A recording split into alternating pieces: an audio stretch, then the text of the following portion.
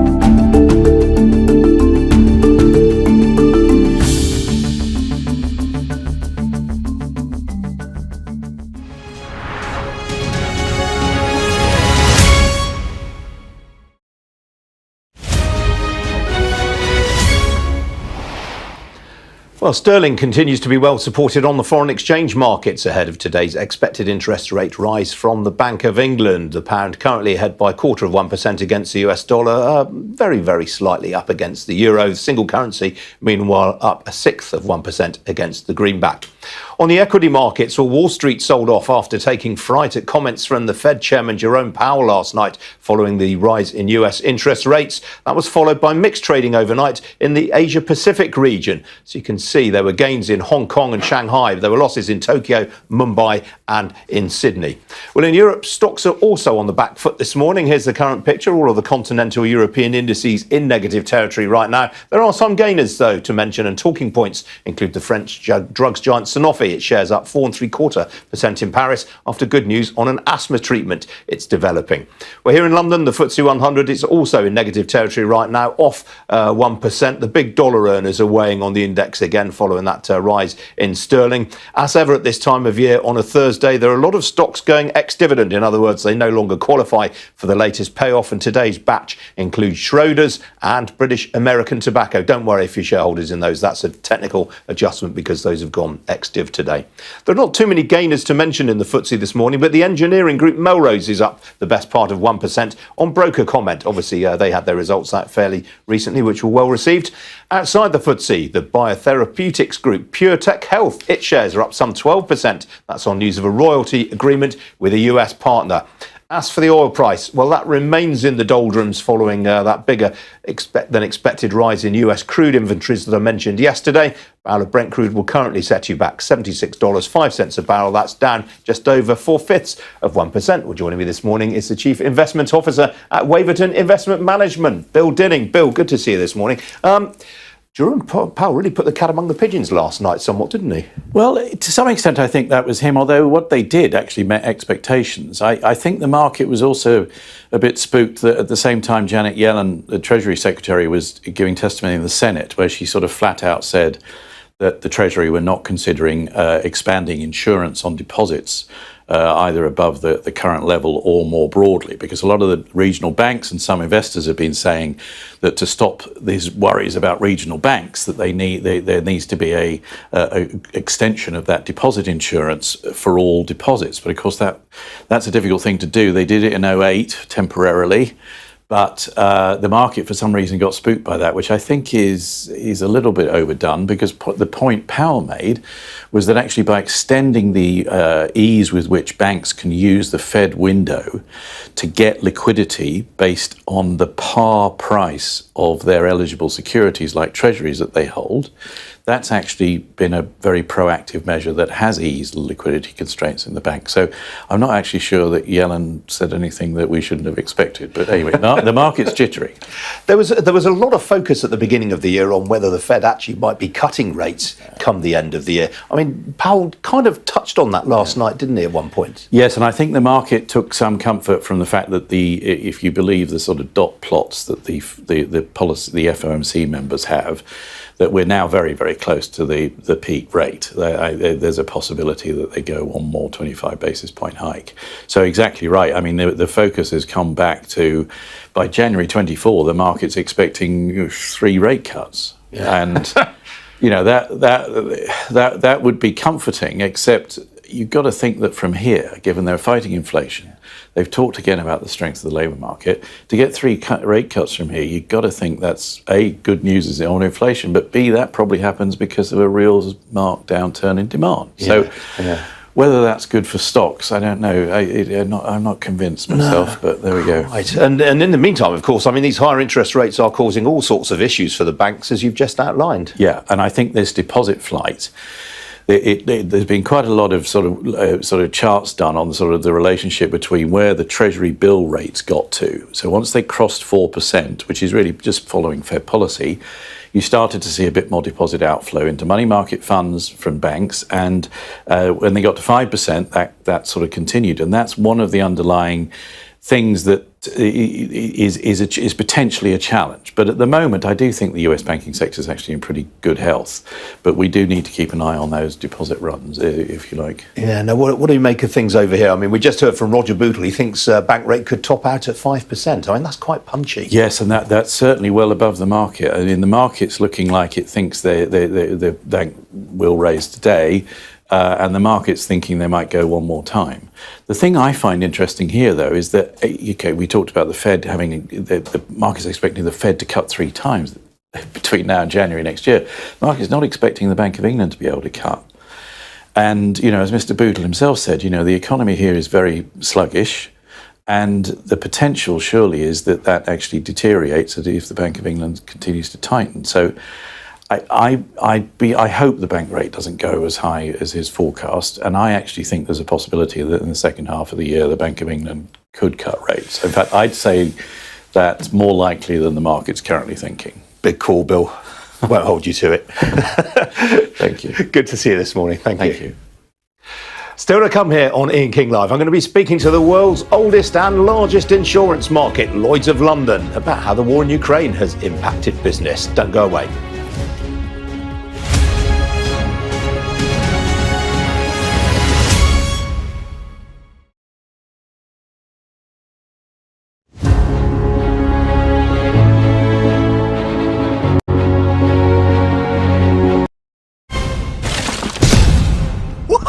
Did you feel that? That'll be Duracell Optimum, our most powerful alkaline battery ever. It gives gadgets like...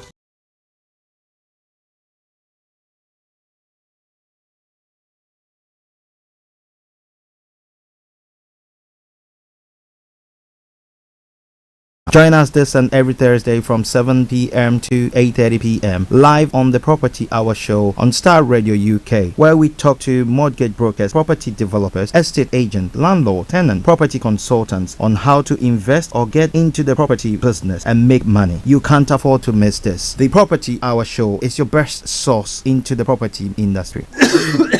Hi, I'm Dr. Donald Palmer and I'm an immunologist. COVID-19 is still with us and making people ill every day, but it's not too late for all adults to book their first or second NHS COVID-19 vaccination. To get these vaccinations while they are still available and protect yourself and those around you, visit nhs.uk/COVID vaccination or call 119. Hi guys, this is your friend Uruj from SendWave.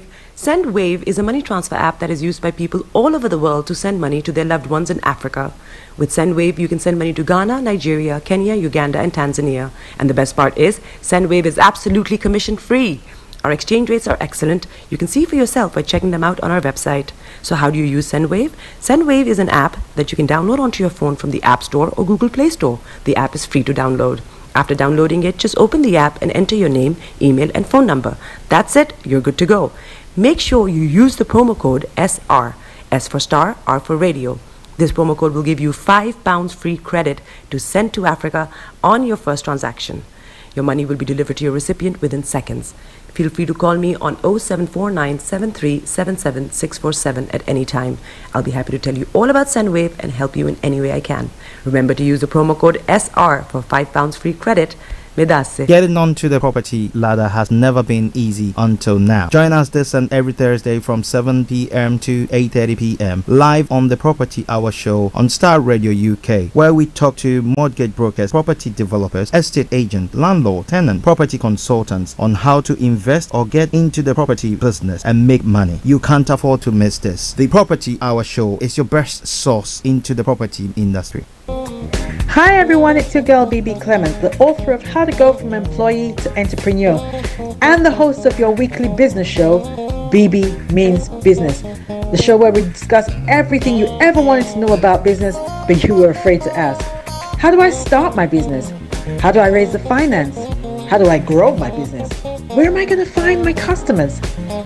Join me every Tuesday at 1:30 p.m. on Starr Radio UK to get all the information and tips that you need to become a successful entrepreneur and become financially free. Remember, don't let life dictate to you. Rather, put your signature on life.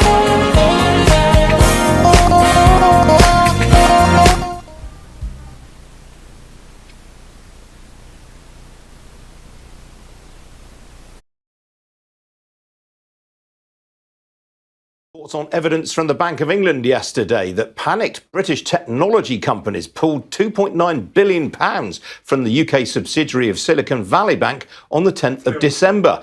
But it leads with the Fed's decision last night. Well, that story, of course, also makes the lead in the business pages of the Daily Telegraph, which also reports on comments from Michael O'Leary, the chief executive of Ryanair, in which he warns that the cost of summer flights could rise by 15% this year.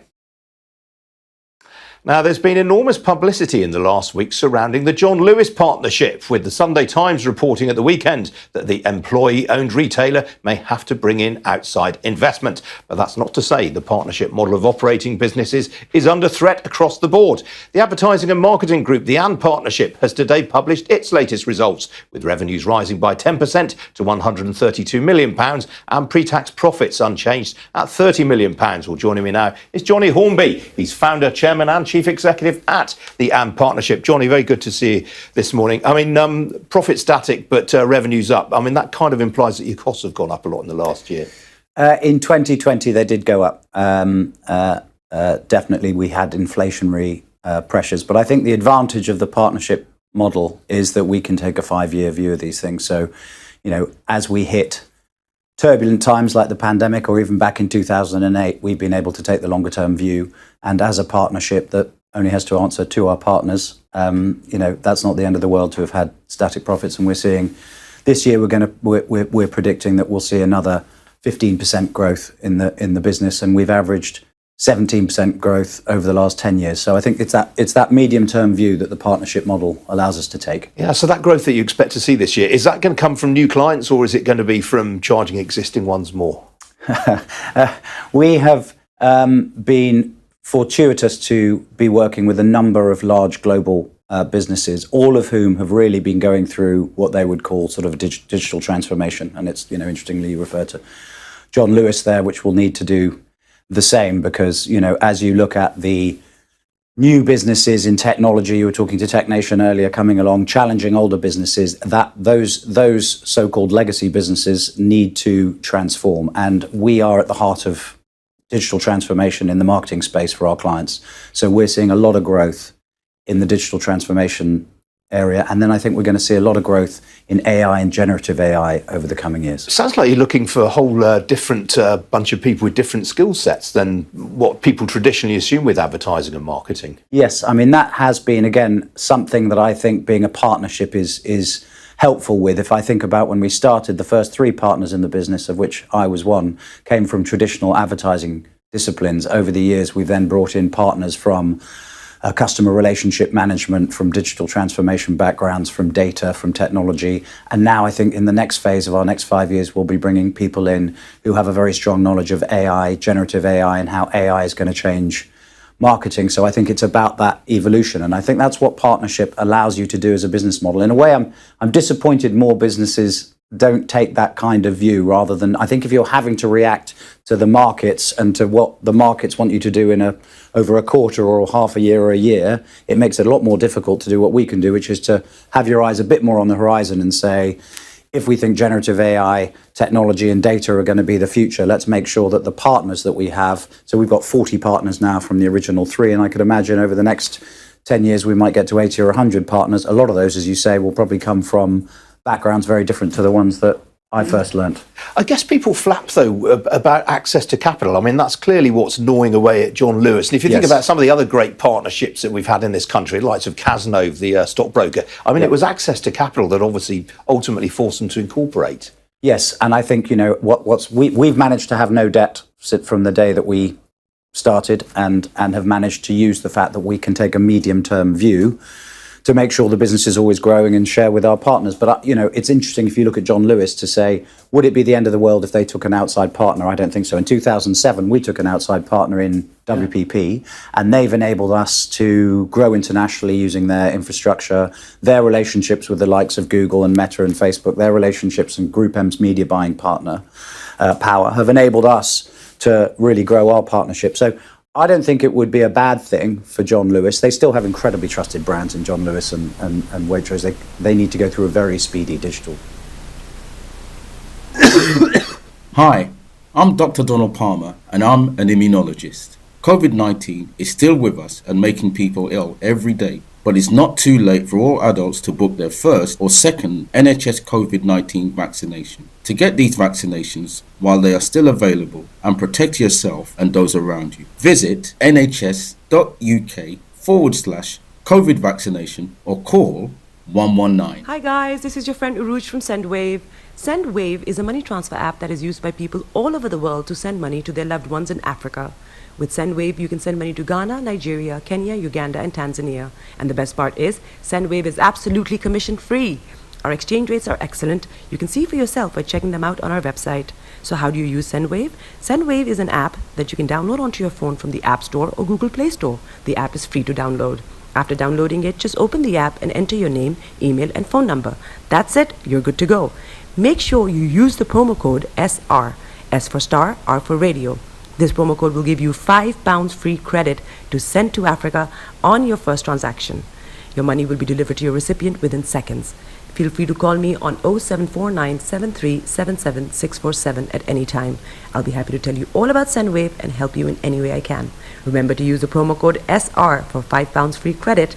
Getting onto the property ladder has never been easy until now. Join us this and every Thursday from 7 p.m. to 8:30 p.m. live on the Property Hour Show on Starr Radio UK, where we talk to mortgage brokers, property developers, estate agents, landlord, tenant, property consultants on how to invest or get into the property business and make money. You can't afford to miss this. The Property Hour Show is your best source into the property industry. To show them you got the cocoa set. Ladies and gentlemen, it's your boy Harry Song, aka Mr. Songs. This is the Kingmaker Baba for the girls. We're here. This is Starr Radio. We don't go nowhere. UK, London. We they call them London for home. For here, we they call them London. And that's how you know. Online, on mobile, and soon on DAB. This is Starr Radio UK. The best radio show. Casting worldwide, online 24/7. All around the world. In your car. At work. At home. On your smartphone. This is Starr Radio UK. Are you ready to turn it up? 10, 9, 8, 7, 6, 5, 4, 3, 2, 1. Birds flying high, you know how I feel. Sun in the sky, you know how I feel. Breeze drifting on by, you know how I feel. It's a new dawn, it's a new day, it's a new life for me. And I'm feeling good. Hey there, this is Archie, and it's a Starr Radio UK and the morning show.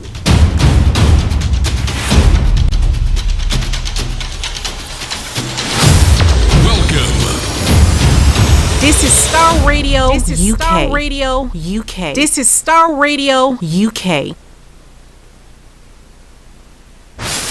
Welcome.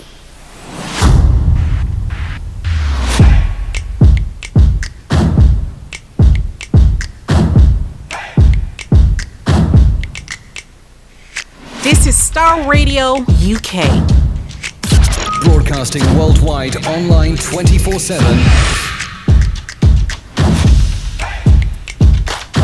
Enlighten your day with Starr Radio.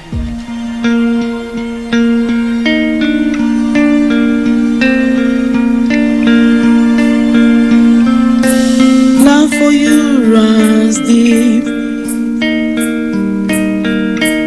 All of you makes my heart beat.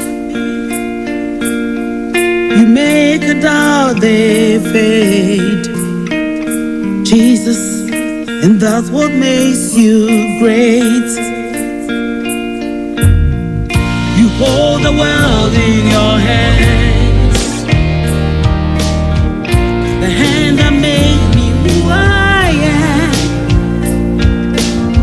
Same God now, yesterday, and forevermore. And that's what makes you great. Okay, let me say massive good morning, good afternoon, good evening, good dawn to you, wherever you might be on planet Earth, and those of you on other planets as well. We want to salute each and every one of you and welcome you to the Thursday edition of the morning show. Today is the 23rd day of March, the year 2023, with the time now 10:42. And as I did say, it is the Thursday edition of the morning show. And once again, welcome to the program. I remain yours sincerely, your one and only. This is the morning show with Archie. Well, let me say good morning to my team this morning. Mr. Olayomi Koiki. And then Mr. Frank Davis, who might be joining in. Kojode, good morning to you. Felix, good morning to you. Mr. Kofi Ali Abdul Yakin, good morning. Love for you. Anthony Adedeji, good morning. Bishop Adeshina, Pastor Momo, my heart beat. Pastor Emmanuel Chidi, and all you wonderful people who have joined us this morning. Olakunle, good morning to you. And to the one and only Moyua and Sir Maxwell. Miss Gold, good morning to you all. All in the UAE and across the globe. I mean, wherever you are. Tosino in Moscow, we salute each and every one of you. And once again, I say welcome to the Thursday edition of the morning show. Wow, this is how the program is going to be going for today. All protocol observed, of course. I'll bring you the quotes for the day. The weather forecast will follow suit. Then the travel updates will continue from there. We'll look at some of the stories making the rounds across the globe, known as Global Trotting. Then after that, we'll continue at 11 o'clock to have a look at some of the stories making the rounds in Nigeria. However, before then, we'll have Mr. Olayomi Koiki giving you a sneak view of what they discussed or what was discussed on the Niger Voices yesterday for those of you who missed out on it. But you know what? You can go back to the broadcast, the Niger Voices on Starr Radio UK, and you enjoy the whole discussion that took place. Then after that, we'll continue from there to have a look at some of the other stories making the rounds. At 12 o'clock, the lines are open for you to add your voice to the discussions. Then at 12:30, we'll bring the curtains down for the end of the program.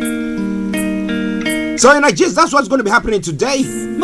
So wherever you are, share the broadcast with your friends and loved ones and invite them to like our pages as well. It is Starr Radio UK. It is your favorite African and Caribbean radio station in London. You great. You hold the world in your hands, the hand that made me who I am. Same God now, yesterday, and forevermore. And that's what makes you great. Okie dokie. You are right. You will never change. The quote for the day says, if you look for a situation and you cannot find it, you can create it yourself. If you look for a situation and you cannot find it, you can create it yourself. So how do we go by that? Well, get in touch and we'll tell you more about that. This evening, if you want to find a situation when it comes to properties, then join KB Bossman and Vicky Newton when they bring you the property hour exactly at 7 p.m. Great are you, Lord. Great is to be praised. But when it comes to the weather front, what has the weather got in stock for us? Are you, Lord? Great are you, Lord. Well. For London and the southeast of England, this is how the weather is going to be for you today. Yes, cloudy with showers by the afternoon. This is going to be turning into longer spells of rain, which may fall heavy towards the end of the day. It's going to be windy as well. Overnight, any spells of rain will soon clear to the east, leaving a largely dry and clear night with little in the way of any cloud. Brisk southwesterly winds continue. Top temperature 14 degrees, the lowest 7 degrees. Pollen level low, UV low, and pollution low as well. Sunset 18, and sunrise for tomorrow morning 05:57 hours. It is Starr Radio, okay? One who took my pain to cook. Let's take a quick break and let me bring you the travel update. Stay tuned. Don't you go away. It is Starr. It is your favorite African and Caribbean radio station in London. Hi, I'm Dr. Donald Palmer, and I'm an immunologist. COVID-19 is still with us and making people ill every day, but it's not too late for all adults to book their first or second NHS COVID-19 vaccination. To get these vaccinations while they are still available and protect yourself and those around you, visit nhs.uk/COVID vaccination or call 119.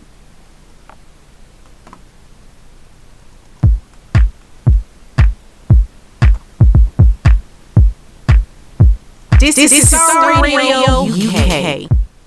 Okay, so keep your eyes on the roads. Keep your eyes on the roads. I'm keeping updated. I promise I'll be on the Starr Radio travel update. I can't wait every weekday from 10:40. It's now 10:47. And what's your travels like this morning? Share with us, and I'll share with our worldwide listeners. Okay, so in London or the UK, yes, on the underground, we got Elizabeth Line that has got a problem, and Jubilee Line. Now, Jubilee Line has got minor delays due to train shortages. Now, Elizabeth Line, no service between Custom House and Abbey Wood. Now, severe delays between Custom House and Heathrow terminals. Reading while they fix an electrical fault. Now, tickets are being accepted on London Underground, Southeastern Railway, and DLR, and local bus services via reasonable routes. All the other lines are good though. But the London tram, the other side, all the others have got good service there. DLR and London Overground, good service. But London Tram Link has got an issue. Severe delays between Arena and Elmes End, and minor delays between West Croydon and New Addington due to a shortage of trams. Good service on all other routes. I'm moving on straight to the major roads in London. Well, A24, A4, Central London Red routes have all got closures, and A40 has got serious delays. But keep your eyes on the roads. Keep your eyes on the roads. Also keep you navigated. I promise our bond. The River Bus this morning has got good service throughout. London Cable Car, good service throughout there as well. Now to the final segment of the travel updates, that is the National Rail. Now cross-country fares, how trains, First Train, TransPennine Express, now Gatwick Express, Great Western Railway, Northern Rail, Southern, Thames Link have all got minor delays. And Transport for Wales has got special service. That aside, all the others have got good service there. So, as I will say all the time, say it loud. Good morning, good afternoon, good evening, good dawn to you wherever you might be on planet Earth.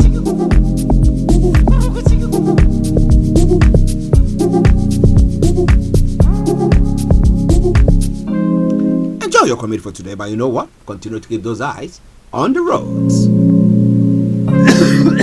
Hi, I'm Dr. Donald Palmer, and I'm an immunologist. COVID-19 is still with us and making people ill every day, but it's not too late for all adults to book their first or second NHS COVID-19 vaccination. To get these vaccinations while they are still available and protect yourself and those around you, visit nhs.uk/COVID vaccination or call 119. Hi guys, this is your friend Uruj from SendWave. SendWave is a money transfer app that is used by people all over the world to send money to their loved ones in Africa. With SendWave, you can send money to Ghana, Nigeria, Kenya, Uganda, and Tanzania. And the best part is, SendWave is absolutely commission-free. Our exchange rates are excellent. You can see for yourself by checking them out on our website. So how do you use SendWave? SendWave is an app that you can download onto your phone from the App Store or Google Play Store. The app is free to download. After downloading it, just open the app and enter your name, email, and phone number. That's it, you're good to go. Make sure you use the promo code SR, S for Star, R for Radio. This promo code will give you £5 free credit to send to Africa on your first transaction. Your money will be delivered to your recipient within seconds. Feel free to call me on 0749 7377 647 at any time. I'll be happy to tell you all about SendWave and help you in any way I can.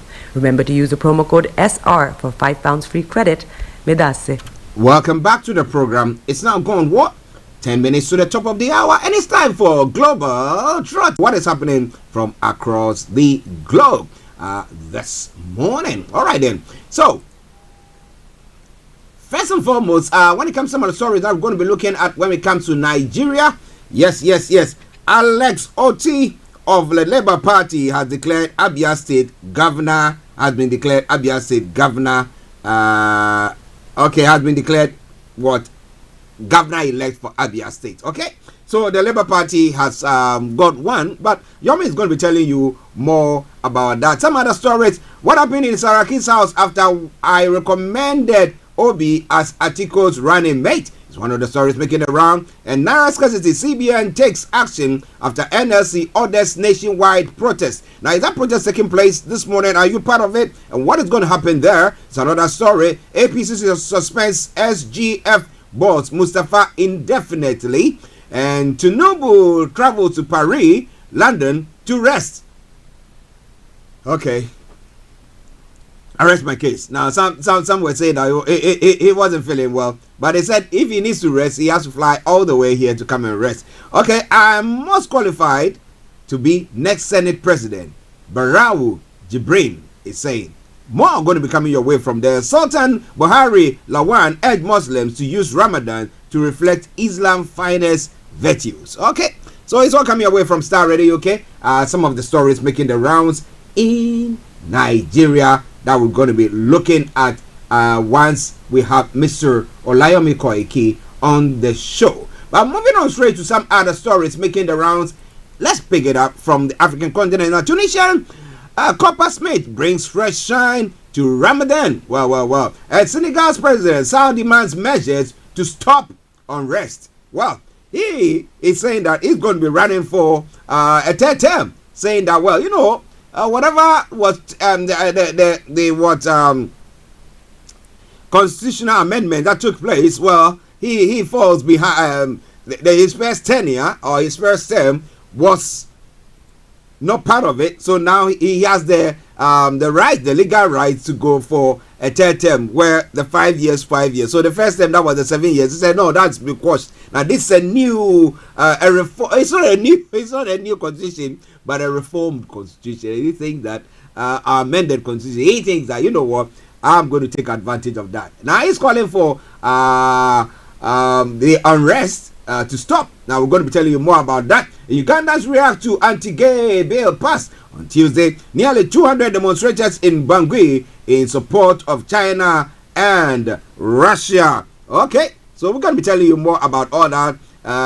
It is Starr Radio. Okay, Zimbabwe tends to coal from China to boost its power supply.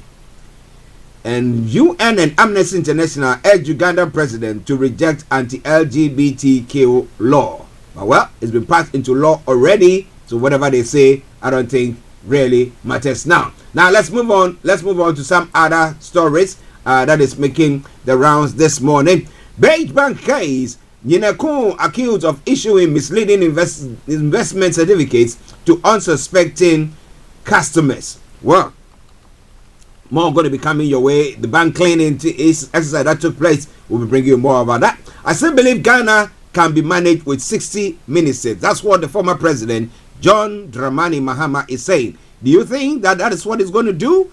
Yeah. Appointment of MPP activists to EC board, dangerous for our democracy. So that appointment, what do you think about all that? Already, people are skeptical when it comes to the EC, especially when the boss, the EC boss, is appointed by government. And now to appoint somebody who is an activist, an MPP activist, to the board, I mean, what is it going to do? Well. Lots more going to be coming your way from there.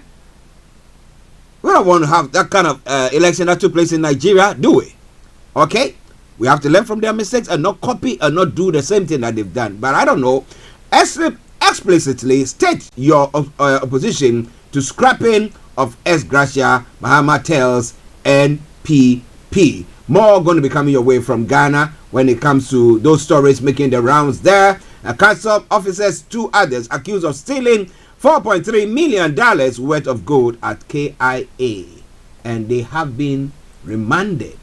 Wow, how come they managed to steal that gold? Okay. Now when we come to some of the other stories making the rounds here in the UK and other parts of the world. Okay.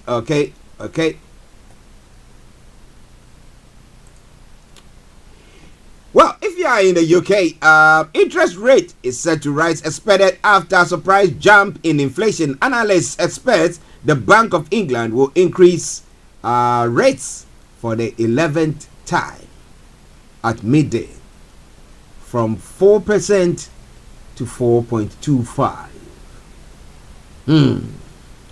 And we'll be looking at that. But you know what? When people were talking about the fact that this has all been caused, or the Brexit has been part of the issue that has brought about the food shortages, they said, no. It's because, we don't have leaders who will be telling us exactly what is going on. But I know that we, the journalists, will do our best to come out with whatever is happening there. We'll be combing. We'll make sure that we get those information. But if that is what is causing it, why don't we say it? All right, then. Johnson's political future hangs in the balance. The verdict of the MPs has the potential to finish Boris Johnson. That's some of the stories making the rounds. Yesterday, he was grilled for 3.5 hours about the fact that he might have lied to Parliament. Okay, so we'll see about that. But moving on to other parts of the world as well. Local court sentenced Rahul Gandhi to jail for Modi joke. The opposition leader was convicted for comments he made in 2019 about the Indian Prime Minister's surname.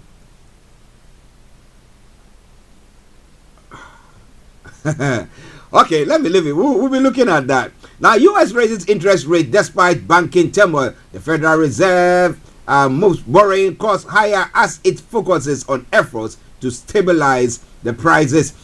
And the fight over TikTok, explained in 60 seconds. I'll be telling you more about that. And historic Aboriginal vote plan unveiled in Australia. The planned vote could approve a new voice to Parliament, the first constitutional change in 46 years. These are some of the stories making the round. And Canada adds million to population inside a year. The unprecedented surge in numbers is likely due to immigration, the government has said. Okay, and then Trump will try to spin his anticipated arrest. His strategy is designed both to keep him out of jail and turbo boost his third White House bid. Well, is that going to happen or not? Well. Lots more going to be coming your way from there. It is all Starr Radio, okay? Just gone a minute to 11. But let's enjoy this song. This is from The Joyful Way Incorporated. Eddie says, your kingdom come and you are the good shepherd. So enjoy it. It's in Twi, one of Ghana's languages. Enjoy it and I'll be with you. It's from The Joyful Way Incorporated. Enjoy.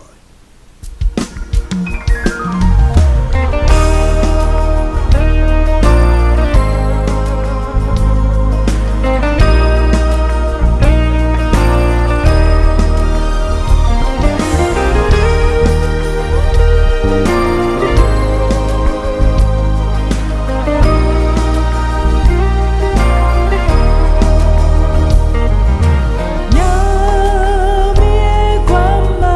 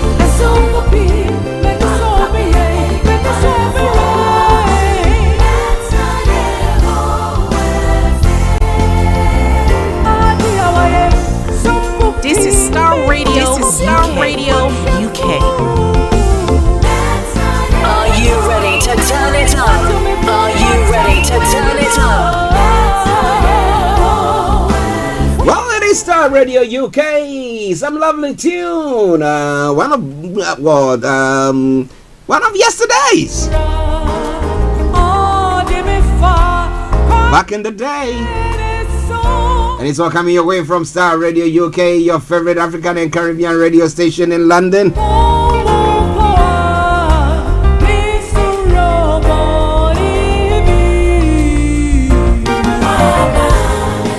Mr. Olayomi Kwaiki on. So just keep your dial so long on Starr Radio UK. It is your favorite African and Caribbean radio station in London.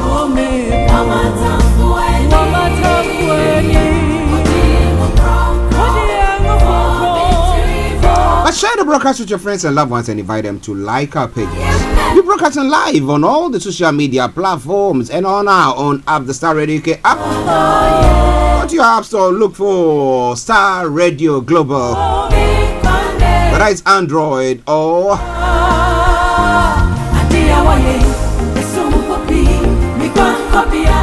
name it, whatever it is. iOS, call it. Just download it for free and you can enjoy all the programs that will bring your way.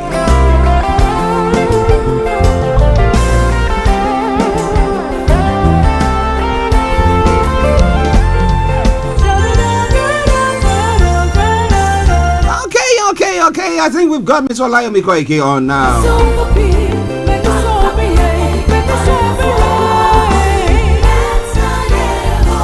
The kingdom of God will never come to an end. Well, and he is our shepherd as well. So a combination of that tune there for you this morning. And it's Starr Radio UK. Bringing the time now to 7 minutes past the top of the hour. And it's my singular honor to welcome the White Lion once again onto the show. Well, he's from one platform to another platform. You know, he's been busy, but it's good. That's what we want to do, and we do it religiously. And let me say, Yomi, good morning to you. Well, a very good morning to you back in the studio, Mr. Archie. Good morning, Frank. Good morning, Bossman, and good morning, Archie, and good morning to our listeners, and a very good afternoon to those that are watching us in Nigeria, because we are 1 hour ahead, and that literally means that it's 8 minutes past 12 p.m. mid-noon in Nigeria as we speak right now. And welcome to Starr Radio UK.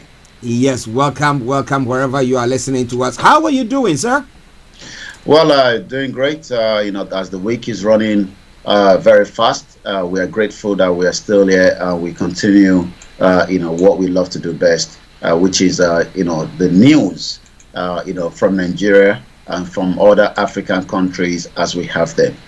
Okay, listeners, Mr. Olayomi Kwaiki for you, and we are going to be looking at some of the stories making the rounds across the globe this morning. So wherever you are, don't even think of touching the dial. But before we do so, as we know the norm, just a sneak view of what was discussed yesterday on the Niger Voices, the reactions and everything that went on, for the sake of those who didn't actually know that program was on or missed out on it. We are advising that you go back to the Starr Radio broadcast, whether it's Facebook or all the social media platform or the Kwaiki Media platform as well, and then you can pick all the broadcasts from there. So let's go back to Yomi for a sneak view of what was discussed on the Niger Voices yesterday. Over to you, Yomi. As we always say, Niger Voices is a program that brings all the latest news from Nigeria.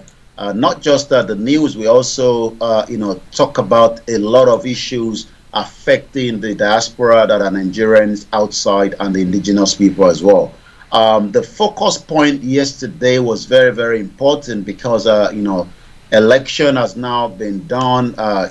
Billions of naira have been spent, campaign, the rhetorics, and so much and so forth.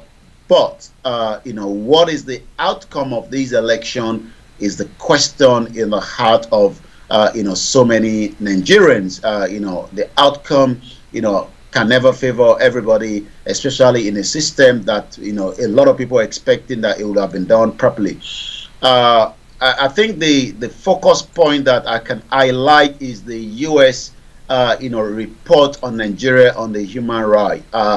It took me about an hour plus to go through in details, what the American government believe, is a human rights issue for Nigeria, in 2022.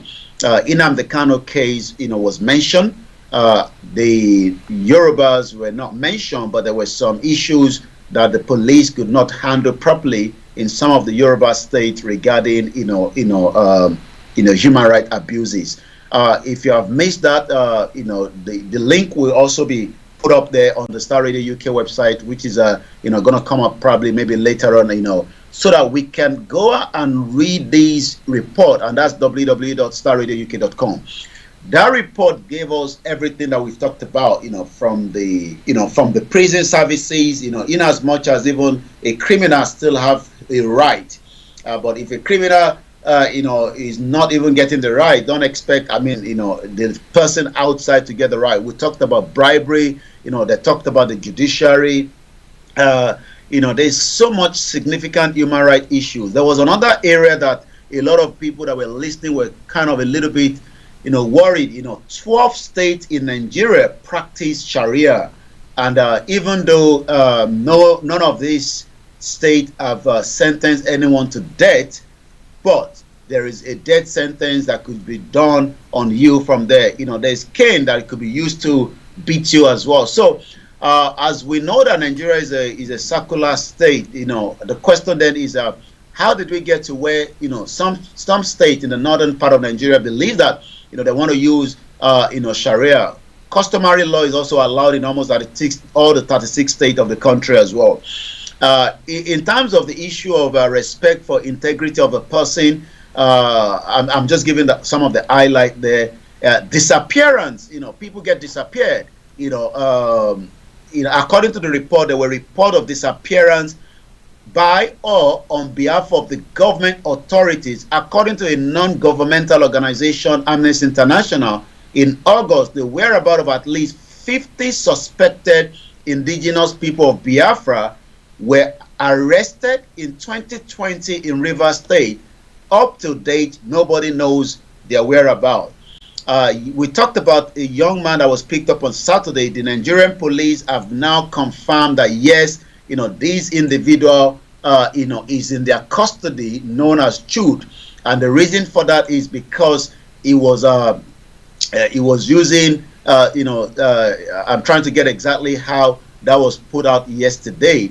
Once again, a very good afternoon, good morning, and welcome to Star Radio UK. So, according to the Nigerian police, Jude is currently with them, because of some of what he was saying during the election period, even though MC Oluomo said more than what Jude was actually saying as well.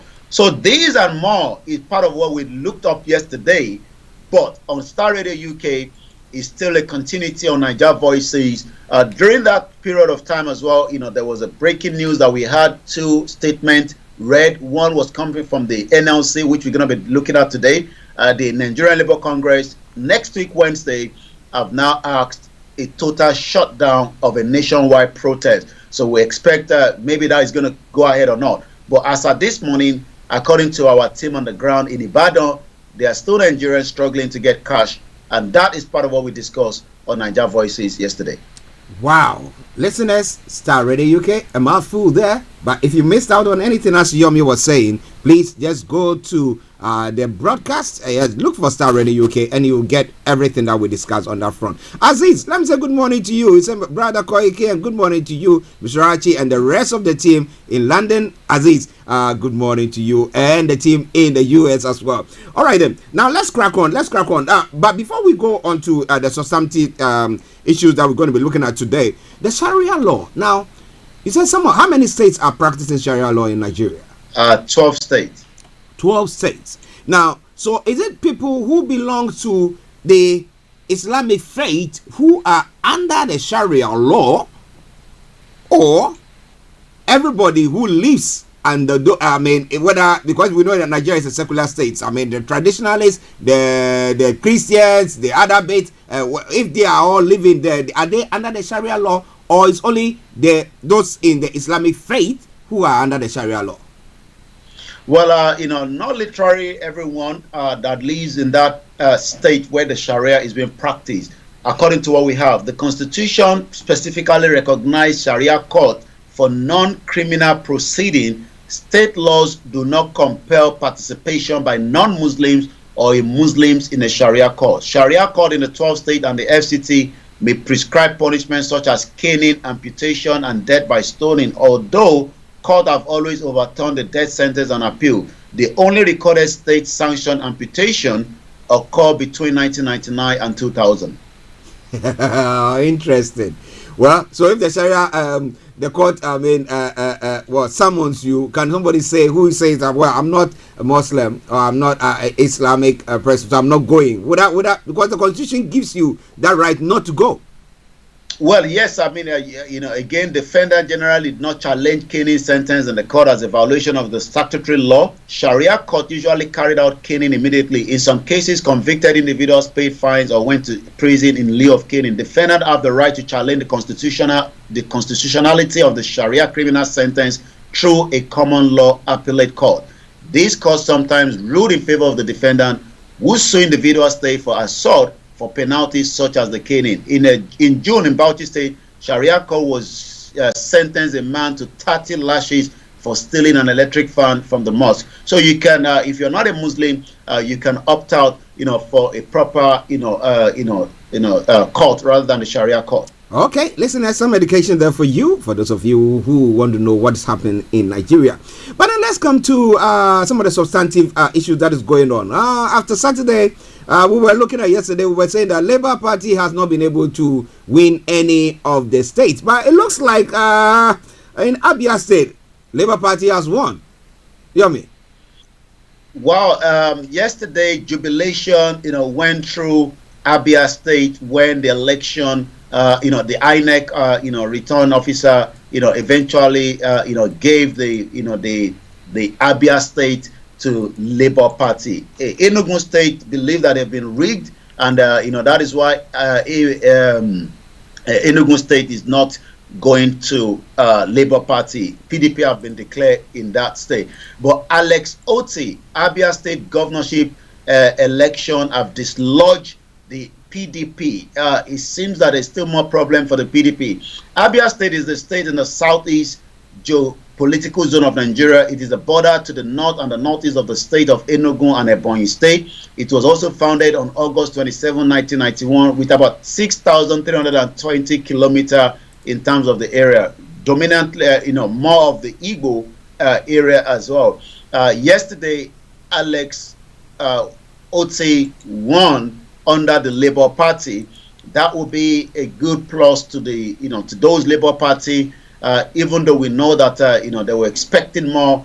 But we're going to be talking about what the presidential, the vice president of the Labour Party said, that Tinubu should not be sworn in on the 29th of May. I'm going to give you that clip in just about a few minutes, but let's complete with Alex. The Labour Party candidate, Alex Oti, has now been declared the winner of Abia State governorship election following the eventuality declaration on Wednesday of the result of the controversial Obingwa local government area result. With the conclusion of the collation of the outstanding result of the election, the People's Democratic Party scored 9,622 votes, while the Labour Party scored 3,776 votes in that local government. Consequently, the Labour has won 10 local government, in the PDP 6 local government, and the Young People's Party in 1 local government.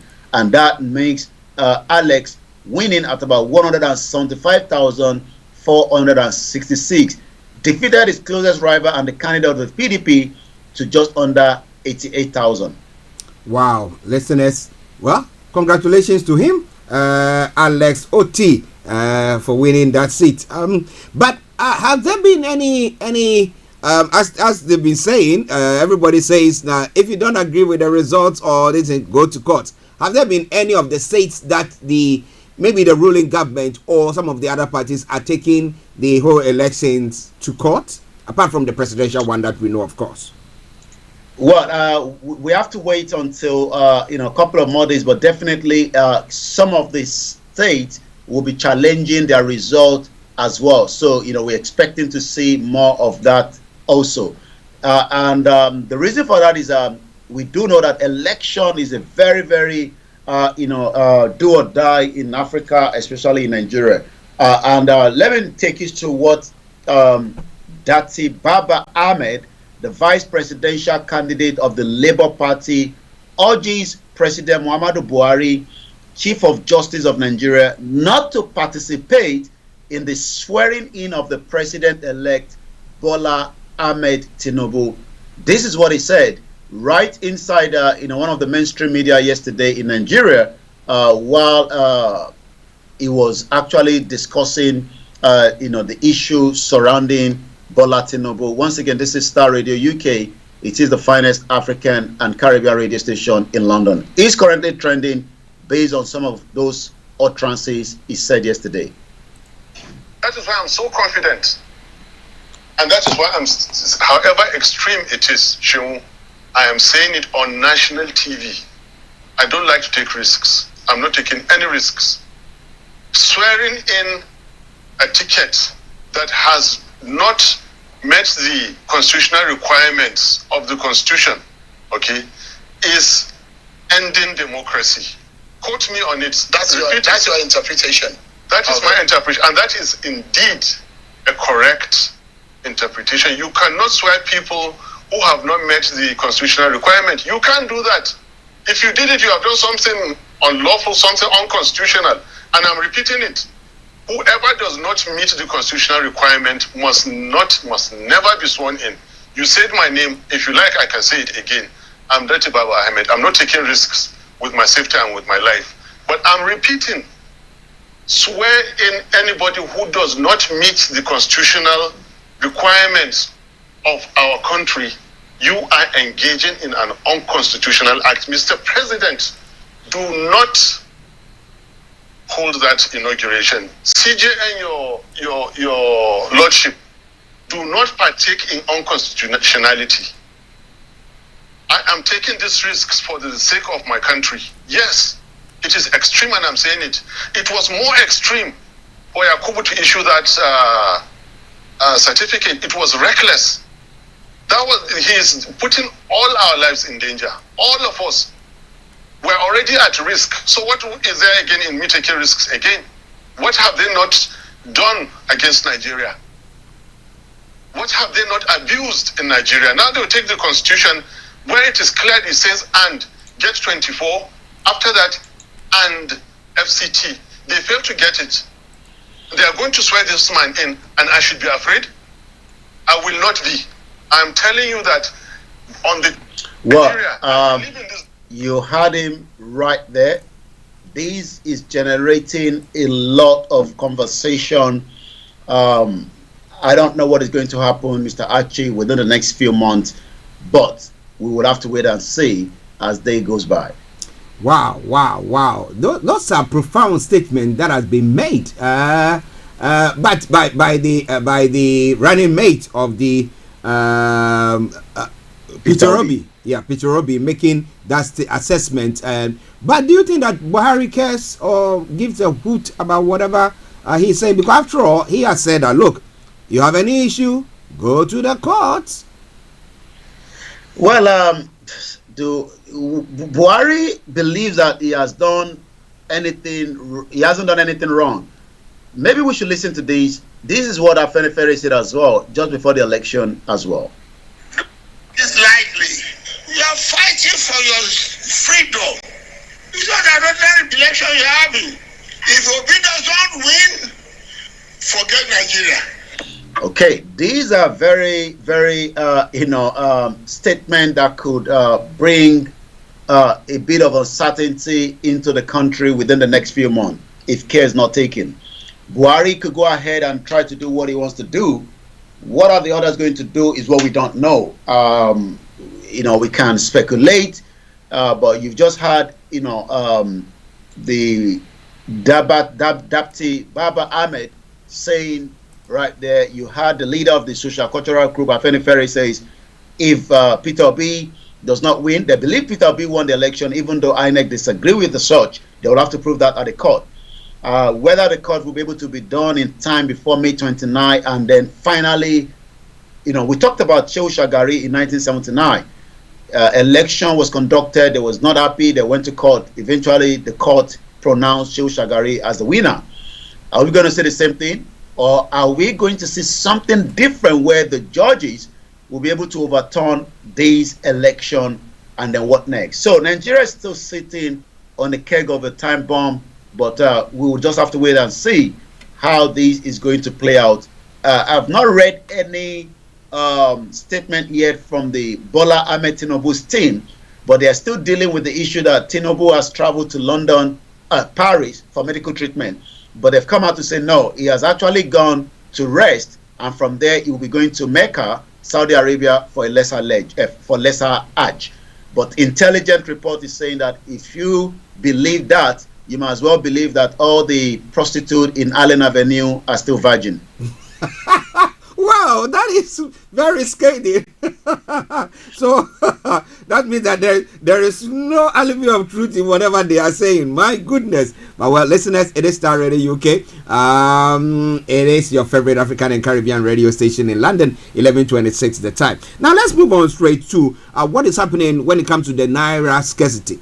Now we had the Nigeria Labour Council, the NLC, that has called for a protest. I don't know how long they've called for that protest, because we see people going to work. They've gone to work and then they cannot actually get their pay. Whether they want to cash, they have some cash, they can't get it. You cannot do, electronic transaction is not one that is, working perfectly in the country. So people are working, they cannot make ends meet. Those who are trading, I don't know what challenges they are going through. But what has the CBN said so far about that?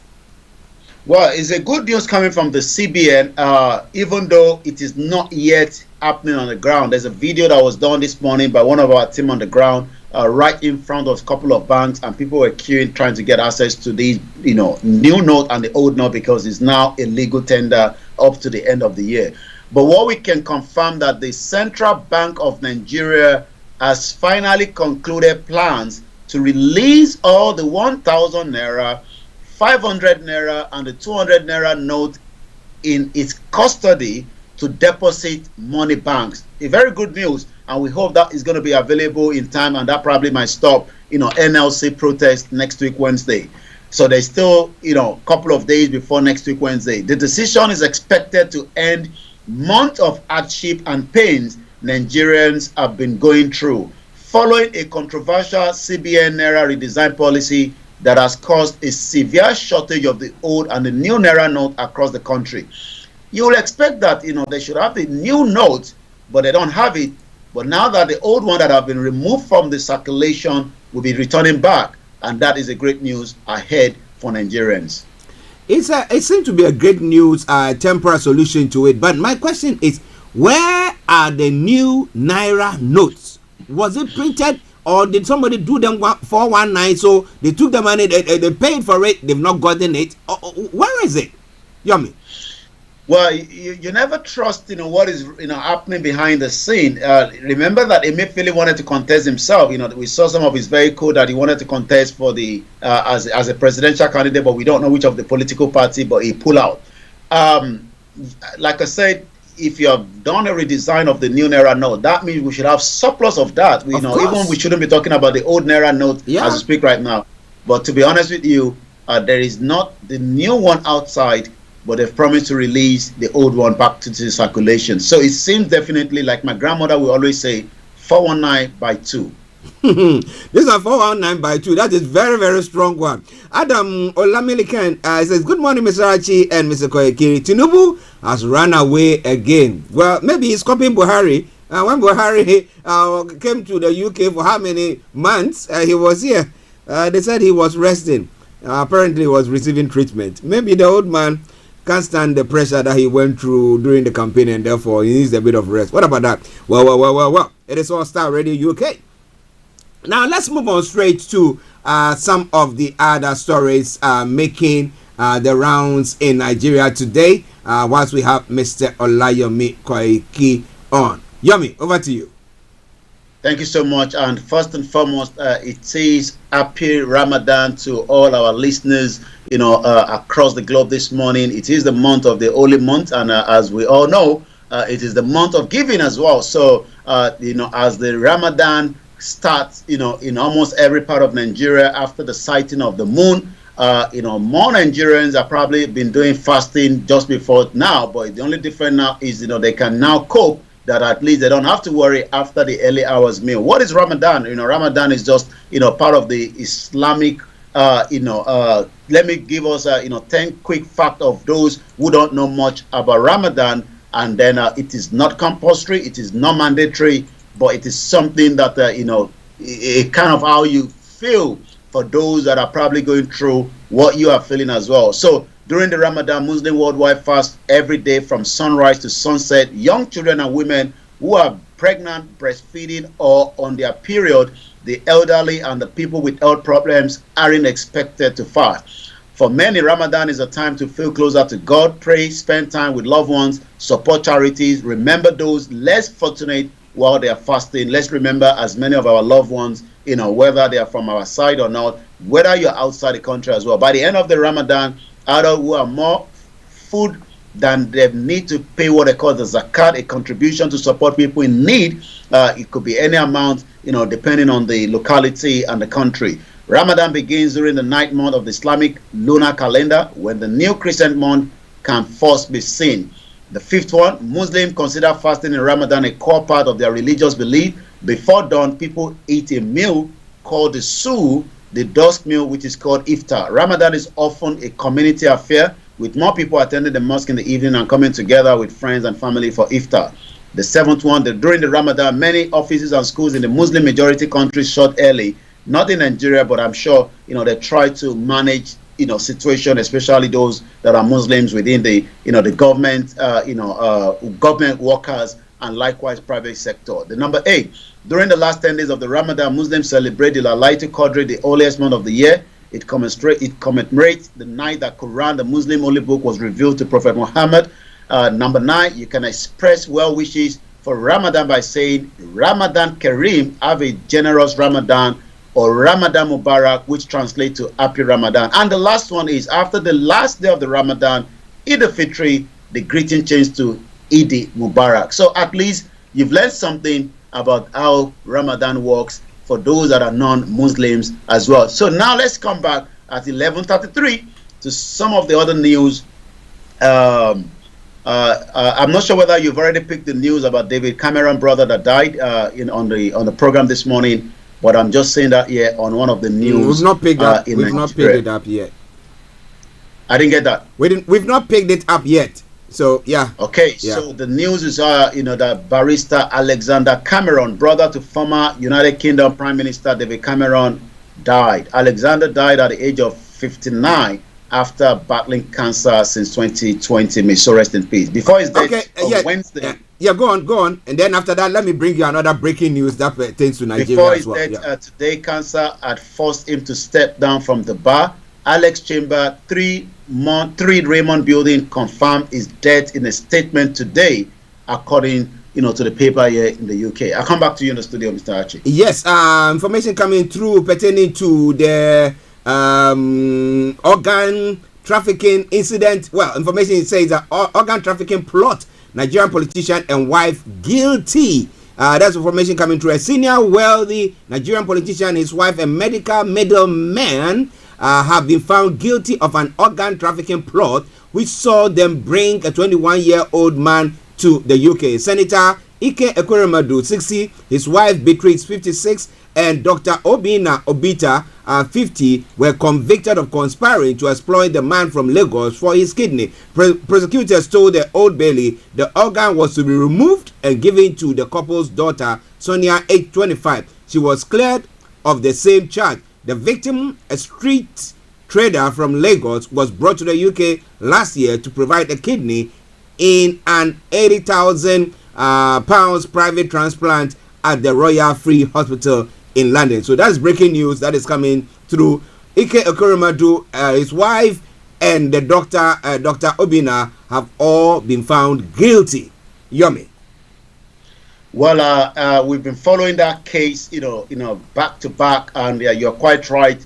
A lot of Nigerians, would have to be, looking up to this particular case, because this is the case that has been, mixed match, especially for those that are concerned that they shouldn't even have come to UK if Ike Kirimadu, and the wife have done what they need to do, especially him as a deputy Senate president. But it is what it is. They were fighting for for their daughter Sonia, but it seems that the UK justice system has done exactly what they do best. Whether they now agree with it, they might have to appeal it.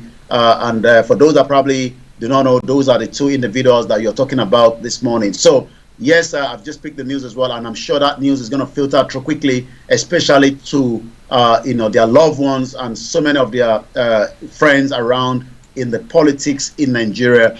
And I'm sure the next person will be running away from bringing such situation to UK next time, because we know that most of them have so many of sorts. So a very, very breaking news there. Once again, as Archie has said, Ike Kirimadu wife have been found guilty of organ trafficking, and I've just picked that up as well. It's already filtering through the Nigerian news media. I've just picked that as well, and I'm sure other news network will be doing so as well. So let's return back to one or two of our other stories.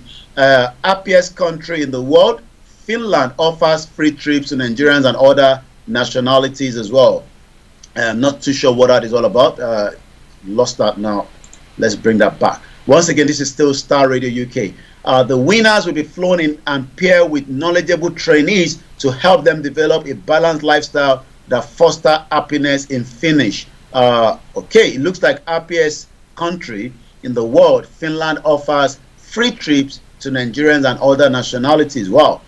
President-elect Bola Tinubu strictly flown abroad, but he has already said, no, we have just gone to rest, and I will be in Lesser Hajj in Saudi Arabia from Paris, where he's resting before making his way. Adamawa election, APC suspend SGF Boss Mustafa. Lagos candidate filed 25 election petition against Gbajabiamila and others. Exactly what you were just talking about is free drinks and flow fireworks is happening in Abia State. Labour is challenging the winners of Oshodi, Isolo, Koshofe, Lagos Mainland, Surulere, Shomolu, Mushin, and Ikorodu.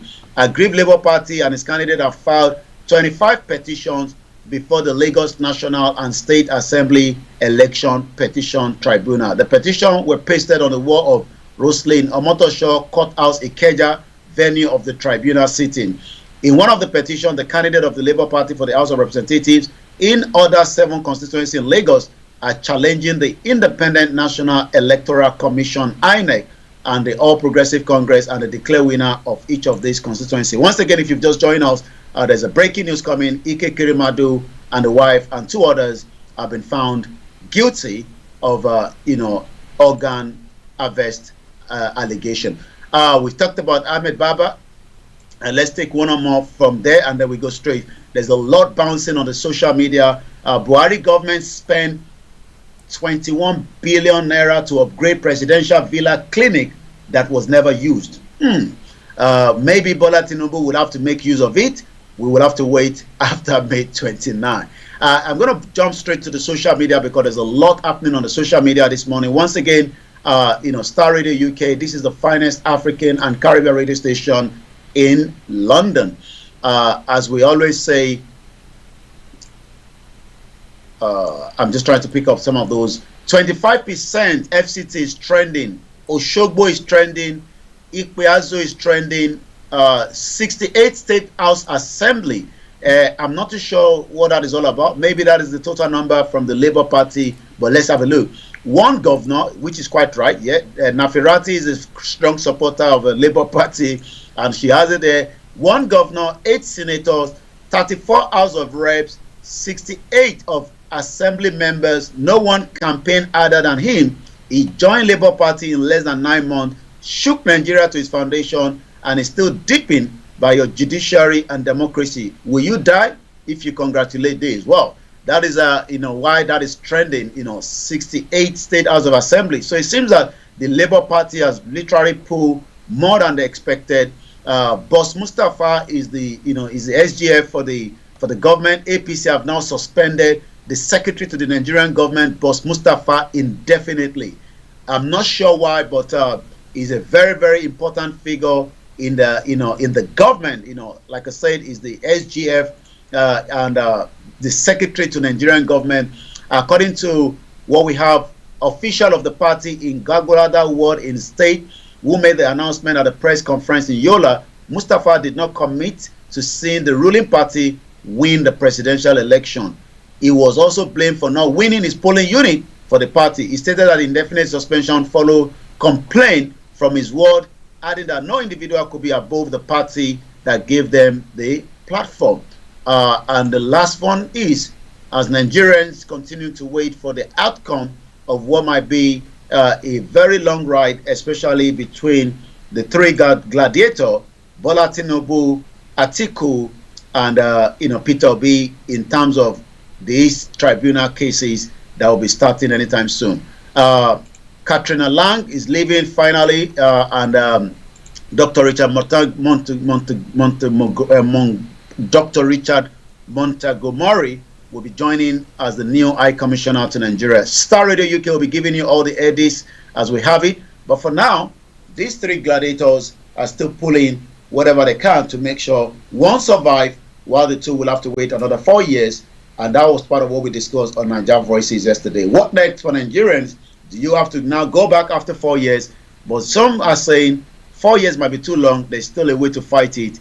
And I'll come back now to you in the studio. Well, listeners, updates from Nigeria with that breaking news that came your way. Ike Madu and the wife and the doctor who were seen to harness that organ have been found guilty. But let's touch on that one, and then we'll touch on the presidential bit quickly, and then we can bring the program, the first part of the program, to close. Now, Ike Madu, how influential is he? Is he that rich? How big is he when it comes to Nigeria?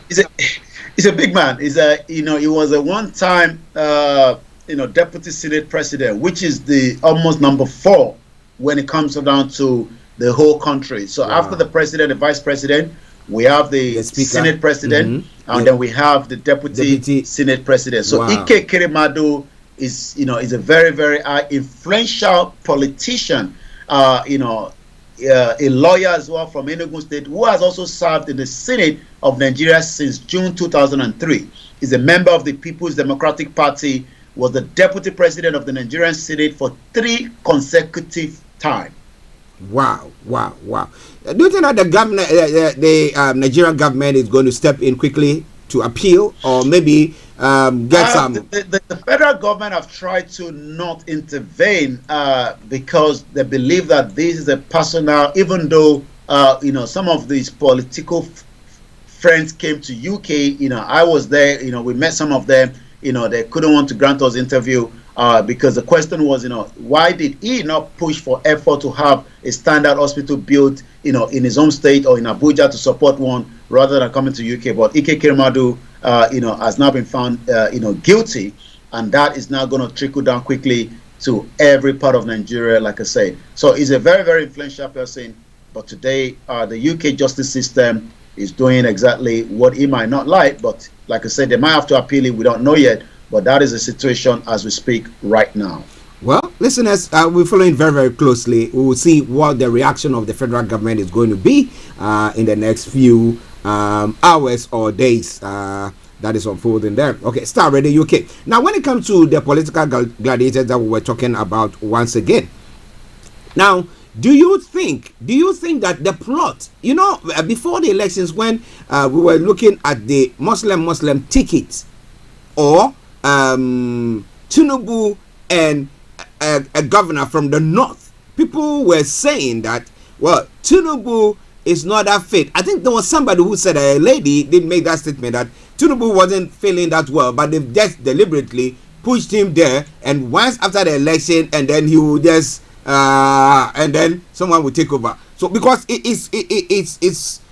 bothers me that Tinubu couldn't even congratulate Sonolu because he's one of the strong hands, or the PDP, the APC candidates who have won his governorship election. But we didn't hear any congratulatory message from there. Is it that he is very, very ill, and what the person said in the past, that is just a tendency that they'll just use that for him to win the election, and the next moment Shatima is going to be the one who's going to take over? Is that what is happening? Well, I will expect Tinubu to have at least make a video to congratulate Sanwo-Olu, or he could have even done so before he left the country. Yeah. So as he left the country in emergency, for him not to be able to, because these are individuals that are, he was in Lagos on Saturday. I saw him voting, but he didn't speak to the press. Was that part of the just get him there to the polling unit, vote, and then take him out? But after the result, he was already out of the country, and maybe the situation arising is not allowing him to speak to the press right now. We'll have to wait and see. But definitely, this is how Buhari started, and we knew what happened. Even Buhari was there for infection in his ears, and he gave the reason that he has been using London for his medical treatment, since his military days. And I'm sure Tinubu will say the same thing, that he has been using Paris and UK for most of his rest place, and he will still use that maybe when he becomes the president. Now, when he saw him, when he saw pictures of him on Saturday voting, how was he? How was he like? Did you see him as somebody who was strong? When a lot of Yorubas don't like, when we talk about him, because they believe that, there's just something special around him. Tinubu is frail, we pray for a good health for him, but, we can tell that he's very, very frail, but he's being pushed for what is, his ambition. He has actually pushed for his ambition, because this has been his best dream ambition, and that's why he was able to use that terminology in Milocon. If you don't give it to me, whether now it's going to be accepted by Atiku and Peter Obi, the court will decide. Wow. We wish him a speedy recovery if he's not feeling that well. But if he's chilling out, then chill out well and come and let's see. Because I'm a bit optimistic. I try to look at the brighter side of every situation, because I'm looking at it that maybe he hailing from the south, maybe we'll look at, let's bring the carrot and maybe get Sunday Igboho, Dr. Sunday Igboho, and maybe get Nnamdi Kanu. Get them. Let's talk. Let's try to calm things down, as we were saying yesterday. Let's give them a referendum. Let's see what is going to happen. Let them campaign. Let government also campaign for the unity, and let's see what happens there. Maybe that is what he can do. But we wish him all the best for his ill health. We pray that he gets well quick. If he is ill, then he can come to Nigeria. But we hope to hear from him soon as the president-elect. All right, Yomi, before we go. Well, we couldn't have done it more than today. Again, I'll be back tomorrow, but make sure you stay tuned for Archie for the rest of the segment of the program. I'll be out again tomorrow at exactly 11 o'clock. It is the finest African and Caribbean radio station in London. And as we continue to monitor some of the other news on the breaking news this morning throughout the morning program. Okay, have a lovely day. We'll catch up later. Bye for now. Bye-bye.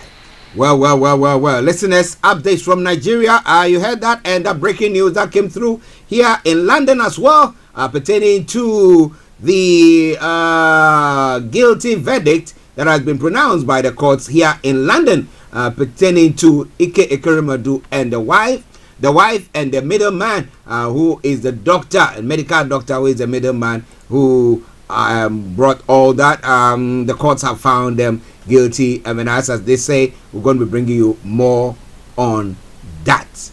Okay? All right then. So don't you go away. Yes, I think I've got more information pertaining to that. Let's take that before we take our musical break.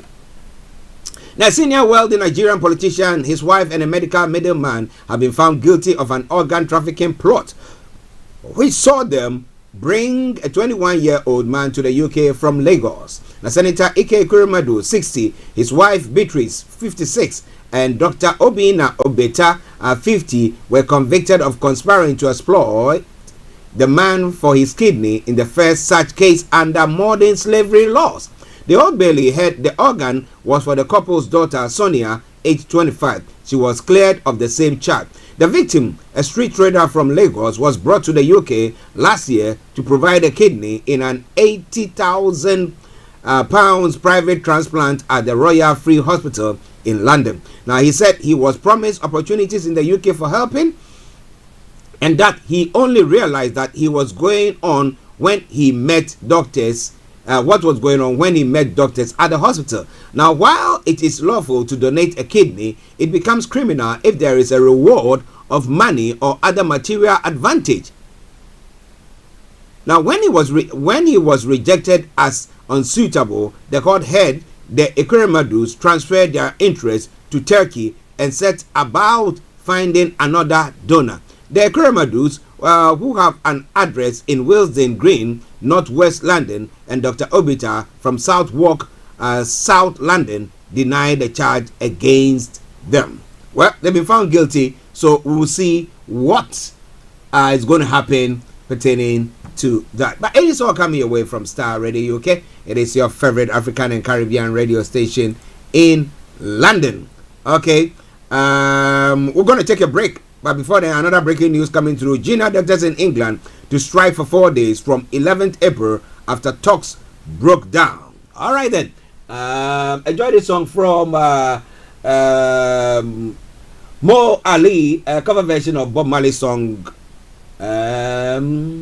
Get Up, Stand Up for Your Rights. Enjoy it and I'll be with you.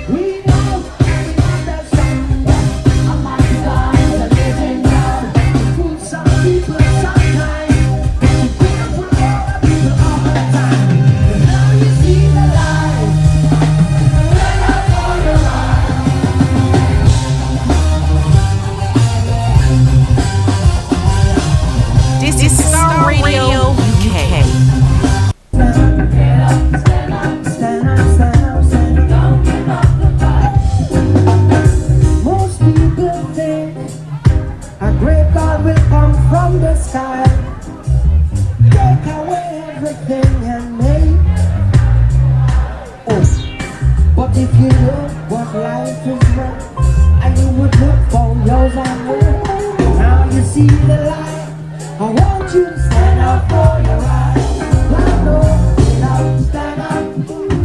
Come on, stand up for your right. Everybody, get up, stand up. Everybody, don't give up the fight. One more time, get up, stand up. One more time, stand up for your right. One more time, get up, stand up. Ready, wine, wine, wine, wine, wine, wine, wine, wine, wine. Sing it, sing.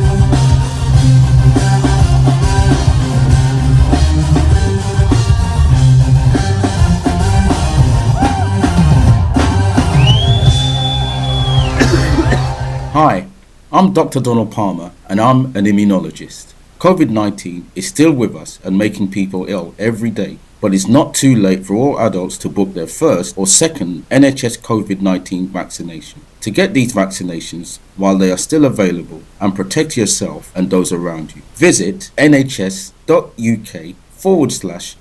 vaccination or call 119. Hi guys, this is your friend Uruj from SendWave.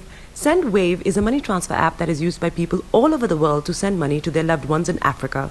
With SendWave, you can send money to Ghana, Nigeria, Kenya, Uganda, and Tanzania. And the best part is, SendWave is absolutely commission-free. Our exchange rates are excellent. You can see for yourself by checking them out on our website. So how do you use SendWave? SendWave is an app that you can download onto your phone from the App Store or Google Play Store. The app is free to download. After downloading it, just open the app and enter your name, email, and phone number. That's it. You're good to go. Make sure you use the promo code SR, S for Star, R for Radio. This promo code will give you £5 free credit to send to Africa on your first transaction. Your money will be delivered to your recipient within seconds. Feel free to call me on 0749 7377 647 at any time. I'll be happy to tell you all about SendWave and help you in any way I can. Remember to use the promo code SR for £5 free credit.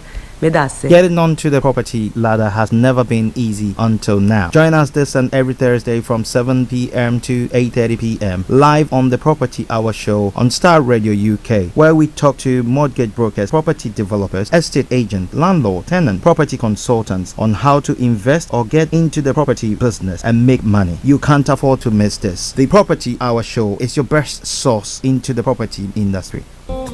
Hi everyone, it's your girl BB Clement, the author of How to Go From Employee to Entrepreneur and the host of your weekly business show, BB Means Business, the show where we discuss everything you ever wanted to know about business but you were afraid to ask. How do I start my business? How do I raise the finance? How do I grow my business? Where am I going to find my customers? Join me every Tuesday at 1:30 p.m. on Starr Radio UK to get all the information and tips that you need to become a successful entrepreneur and become financially free. Remember, don't let life dictate to you. Rather, put your signature on life.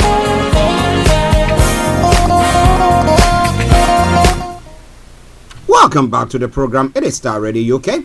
Just gone a few seconds to Okay, it's 12 o'clock now. It's 12 o'clock now. Yes, and it is the Thursday edition of the morning show. If you are tuned in listening to us, I am Archie. Earlier on, we had Mr. Olayomi Koiki, and we're looking at some of the stories making the rounds this morning. But wherever you are, keep your dial so logged on Starr Radio UK. You can join in the conversation by calling us on 02081 332257 or 58 02081 332257 or 58.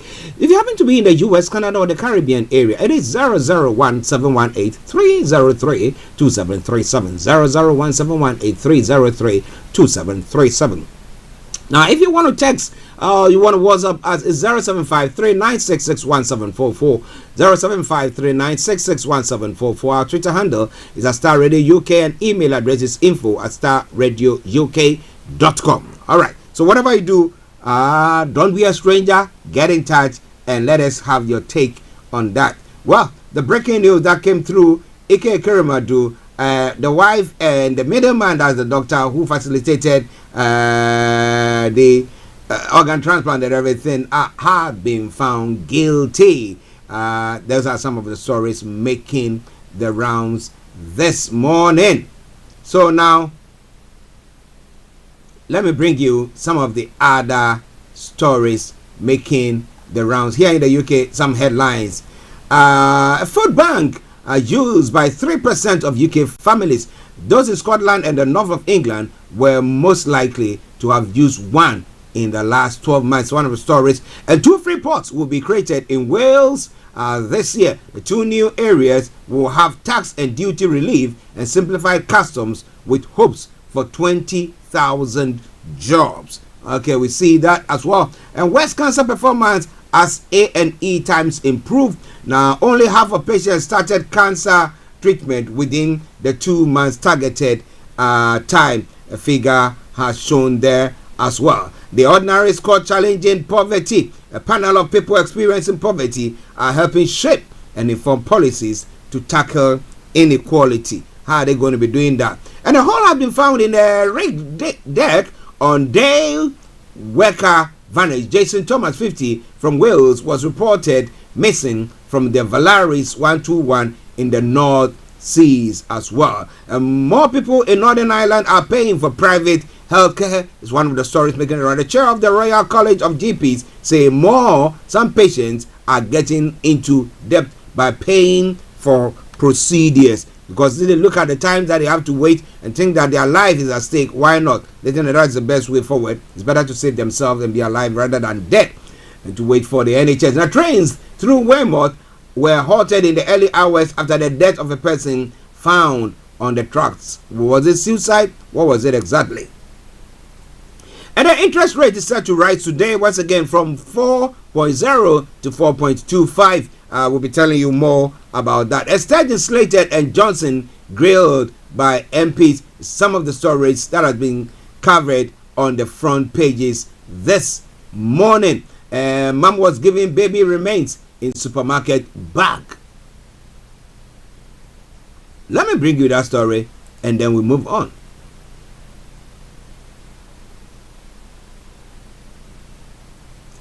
A terminally ill mother says she was horrified after she was handed her baby's remains in a supermarket carrier bag by NHS officials.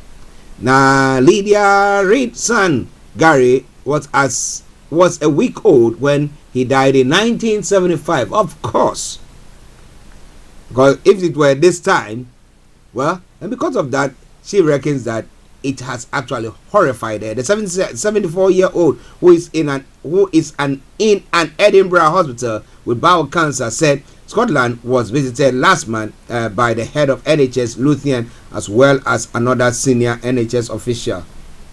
What are they telling her?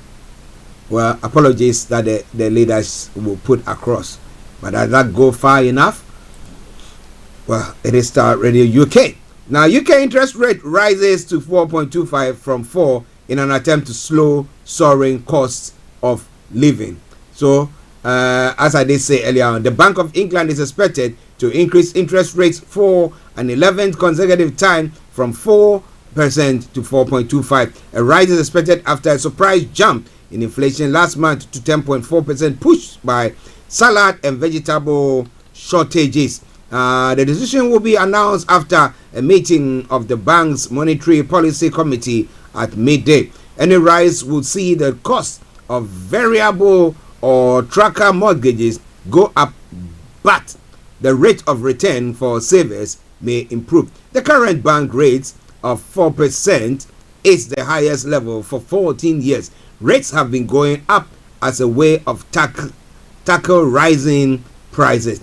Okay, so now I can confirm the bank has put up rates to 4.5%, 4.25%, my apologies, as it tries to get inflation under control, because that makes the cost of paying back loans and credit cards more expensive, but should mean you get a better return on your savings. Economists say that both those things mean people spend less on goods and services.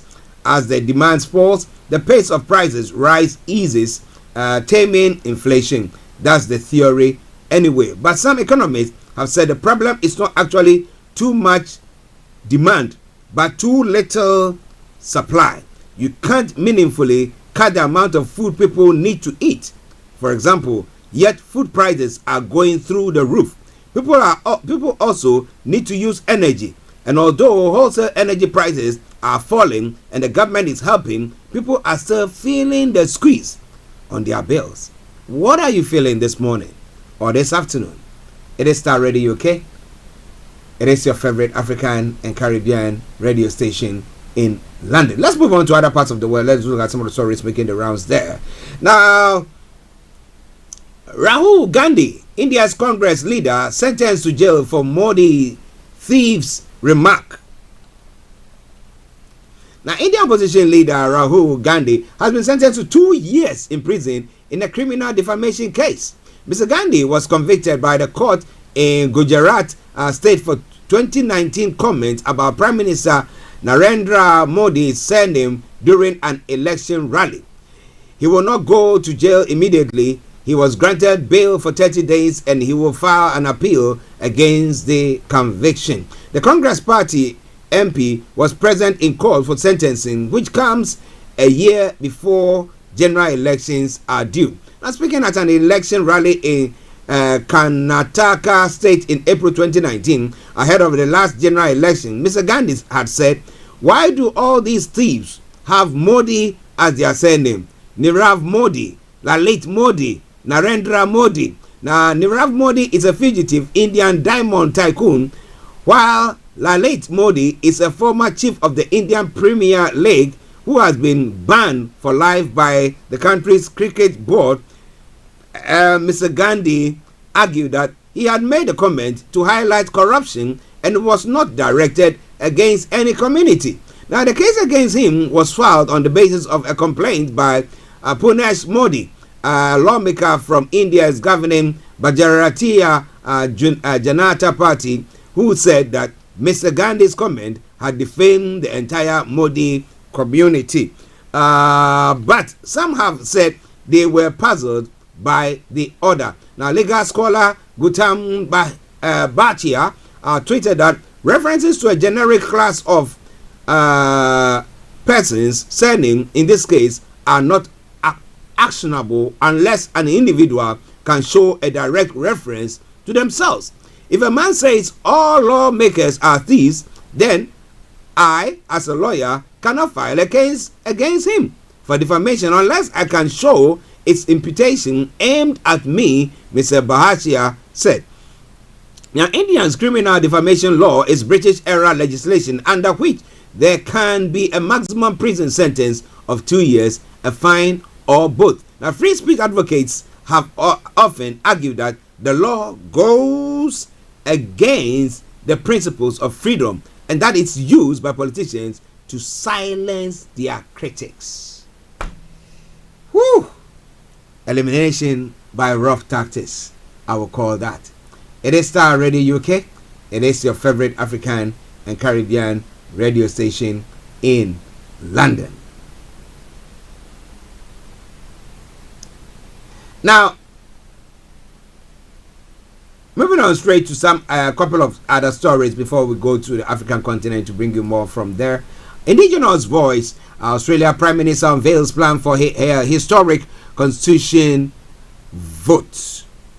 Okay, and what is this vote all about? Australia's leader has unveiled crucial details of a planned referendum which could see it change its constitution for the first time in almost 50 years. If approved, the vote later this year will establish an Aboriginal and Torres Strait Islander voice, a formal body for indigenous people to give advice on laws. The Prime Minister Anthony Albanese argues it will be a very simple but momentous change. The constitutional referendums are fairly rare.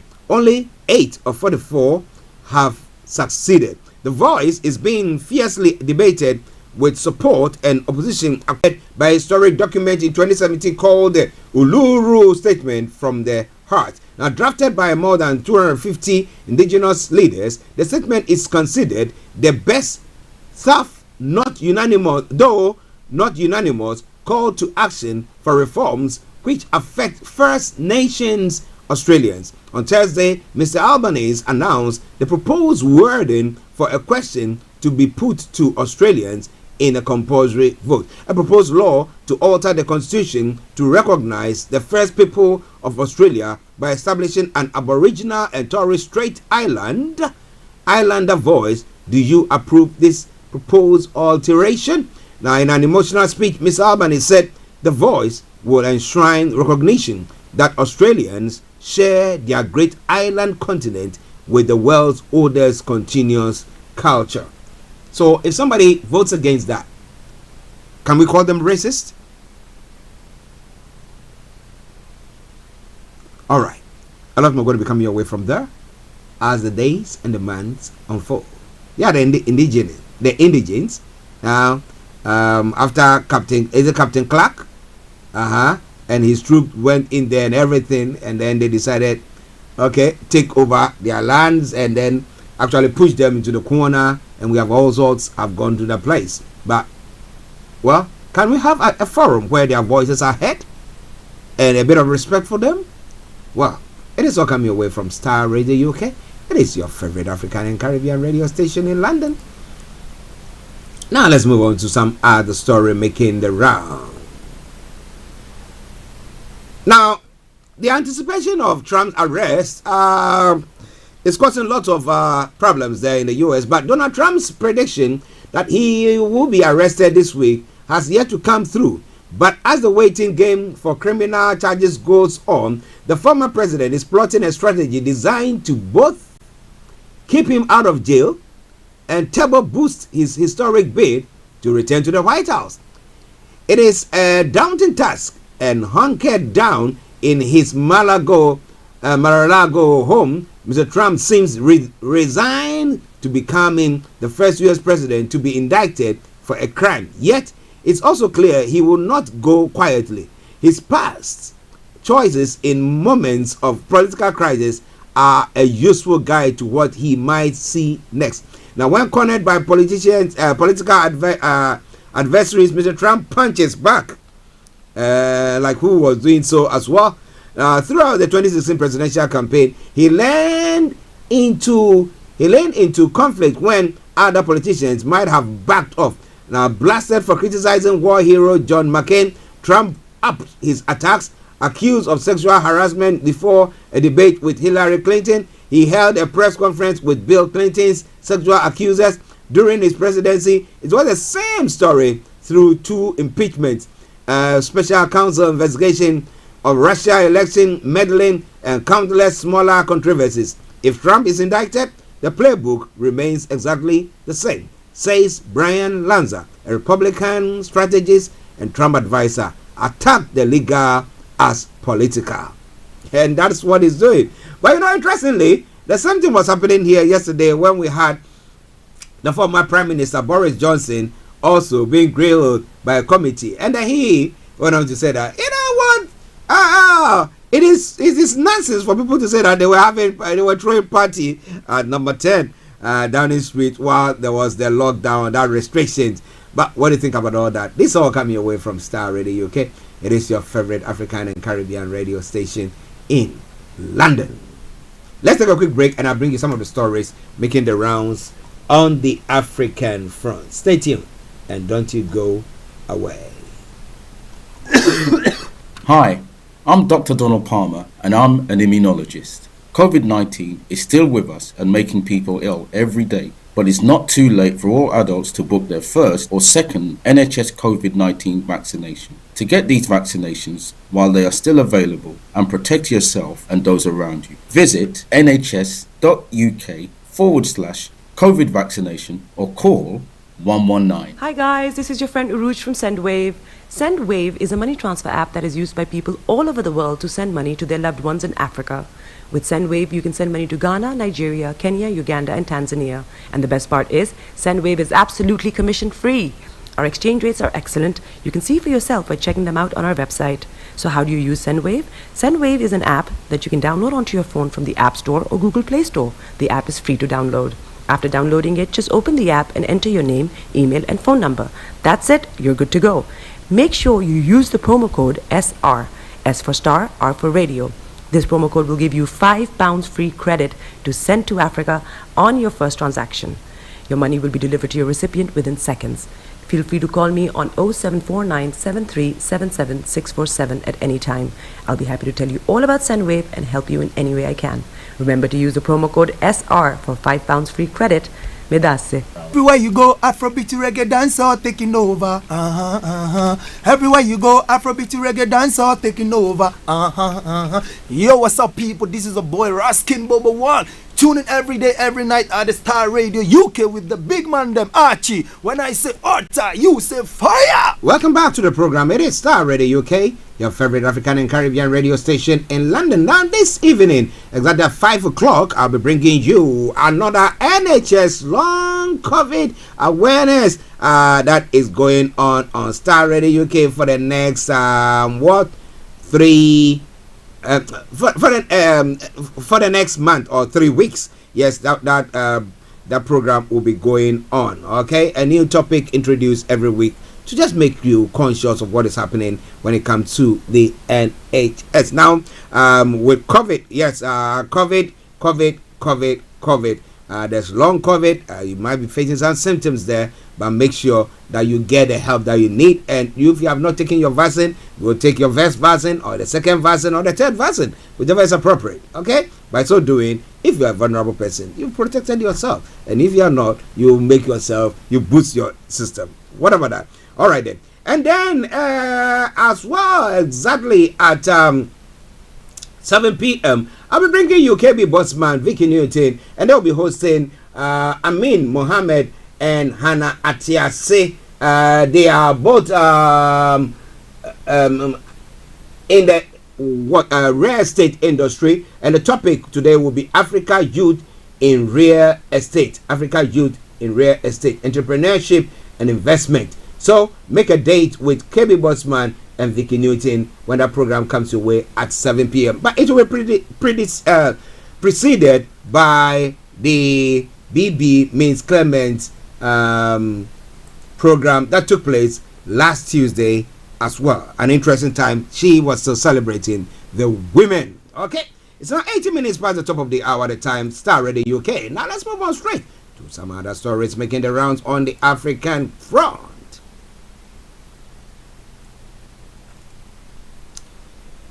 You know, when Olayomi was telling me about the Ramadan and everything, then I was thinking about these Boko Haram people who says that they hold in high esteem the way that religiosity when it comes to Islam has to be, where they said Boko Haram, that's haram, being even you don't use any modern thing, no modern education and stuff like that. So I was asking, with abductions and all the things that they continue to do, I wanted to find out from him that during these times when there is Ramadan, does it slow it down? Does the abductions and the attacks, does it go down? But I will ask him tomorrow, God willing, once we come on. We'll be monitoring it to see. Maybe they have a bit of you get it. Not all the screws are loose there. But let's see. It's all coming away from Star Radio UK. Now, Uganda Ugandans have expressed support for the anti-LGBTQ plus law. So its imposition on communities, what do you think about it? The West are doing their best. They're trying to just impose, and they tell you that, well, if you don't accept that, we'll not give you the support that we need. Somebody said that it is the lives of the individual. Somebody said, well, you can go on doing whatever, but don't get a state to say that they are going to be protecting you on that front. But after Uganda's parliament passed sweeping anti-gay legislation which proposes tough new penalties of the same-sex relationship following a highly charged and chaotic session, residents of the capital, Kampala, largely hailed the bill. The legislation enjoys broad public support in Uganda, and reactions from civil society has been muted following years of erosion of civic space under Museveni's increasingly authoritarian rule. The bill was passed yesterday, and we are very happy as citizens of Uganda. Culturally, we don't accept homosexuality, lesbianism, LGBTQ. We cannot. As Africans, we want to produce. We want everything to run normally. He said they want to produce. All right. Now, he goes on further to say, the bill which has been passed for life for those people who are interested in such a thing, though I am a parent, children of our hours are the ones doing such thing. If the parliament had decided it is okay because I can't see such a child of mine doing such a thing, added Ida Mama Wanguti Mujiwa, Kampala resident. Well, so with that vote that has taken place and that decision that has been made by the Ugandan parliament, what do you think other African countries are going to do about that? What will other African countries do about that as well? Lots more going to be coming your way from there. It is Starr Radio UK. It is your favorite African and Caribbean radio station in London. Now we've got about a couple of stories to bring the program to a close. This time around, going back to Senegal, where we were yesterday. Now, Senegal's President Macky Sall asked the government on Wednesday to take measures to preserve public order after protests over the trial of opposition leader Ousmane Sonko left at least one person dead. Violence has fled in several cities since Sonko's defamation trial opened on March 16, a case that could make him ineligible to contest next year's presidential election. A man was killed on Tuesday during clashes between Sonko's supporters and police, according to the local officials said. Now, Sall said the government should take all appropriate measures to ensure the absolute security of goods and people, according to an official statement. Sonko is being tried for allegedly defaming tourism minister Mame Mbaye Nyang, a former president, a member of President Sall's party. All right then. Well, it's being charged for defamation. Well. It's in court for defamation. But what do you think about all that? This is all coming away from Starr Radio UK. It is your favorite African and Caribbean radio station in London. Okay, let's move on. This around to Ghana as well. Now, we've all been talking about the fact that the Akufo-Addo administration seem to have had too many ministerial positions. The former president, John Dramani Mahama, has come out to say that, you know what? I still believe Ghana can be managed with 60 ministers. Especially now that we have problems when it comes to finance in that country. So the story says former President John Mahama has insisted that the country can be governed with 60 ministers and deputies. He said this will ensure the efficient use of the country's limited resources for the betterment of all Ghanaians if given the nod.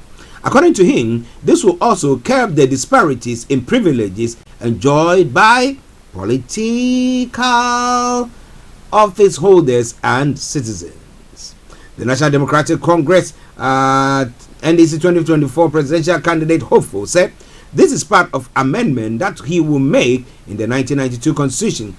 We plan to take up and conclude the constitution review process that started under President John Evans Atta Mills. The reforms will include a review of the controversial Article 71, he said. It still believes that in this crisis period, Ghana can be managed with more than 60 ministers, and to cut down on the number of office holders and remove the disparities in privileges and emoluments. Now, Mr. Mahama said this at a program organized on Wednesday, March 22, on the theme Financing Political Campaigns in Ghana. We want a case for more transparent and broad-based citizen participation. Do you think that when it comes to the way we finance political parties' campaigns, or political parties as a whole, can we streamline it so that people, because it looks like, because some big hooks donate huge sums in there, or invest huge sums in there, once everything is said and done, they sit back and said, wow, it is my time. And they spread their hands, and then they have to get all the contracts, and the people that they have to be put in various positions, and government end up putting lots of people in lots of positions. And you ask yourself, does it actually warrant well for the country? Especially in these days, or in these times where countries are suffering. Here in the UK, interest rate has gone up by 0.25%. Now, what about you? Well, listeners, this is why I bring the program to a close for today. As I did say earlier on, this evening, exactly 7 o'clock, we'll be having KB Botsman and Vicky Newton coming your way with the Property Hour show, and they will be hosting Amin Mohammed and Hannah Atiase. They'll be looking at what?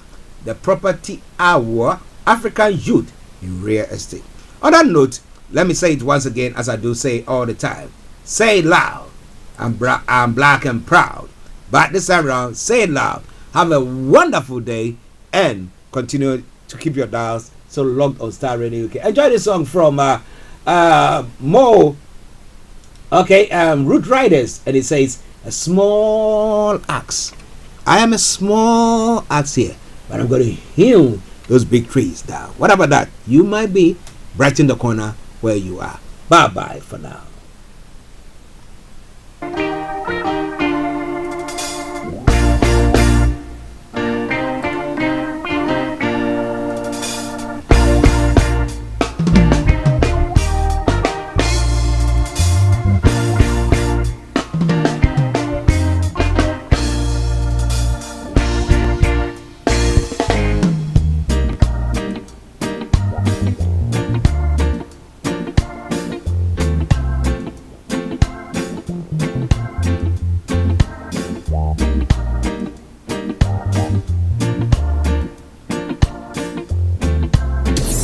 Thanks for listening. Why boast at ourselves, or evil man?